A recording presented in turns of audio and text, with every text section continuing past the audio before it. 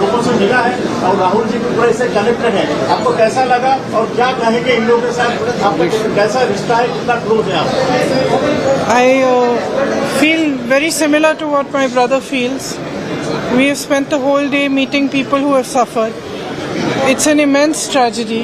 We've met a little boy who was holding on for 6 hours trying to save his mother, and he failed.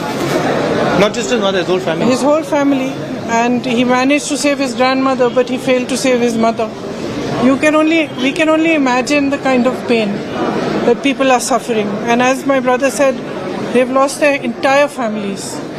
So we are here to give as much comfort and support as we can, to help in any way we can. And I am also very proud to see how everybody is coming together, not just from Wayanad and from Kerala, but from the whole country, to help everybody who is going through this. And I think that at times like this, all of us should just do everything that we can to support our countrymen and those who are suffering. There's been a big tragedy in Himachal as well today. I think perhaps over 40 people have passed away there as well in a very similar situation. So our condolences and wishes for them also to get over this tragedy as best they can, and all our support and help to everybody. And I just have no words actually. Ma'am, there are so many people, excuse me, there are so many people who lost their whole family.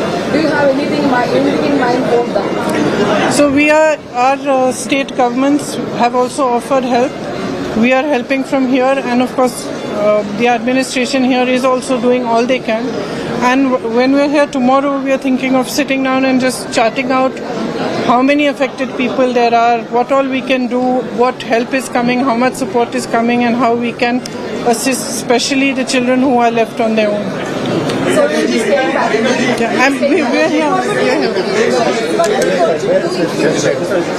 I think one thing is very clear, that everybody who has been affected, who has been living in this area, most of them are saying that they don't want to go back and live in the same area, because it's not the first time it's happened there.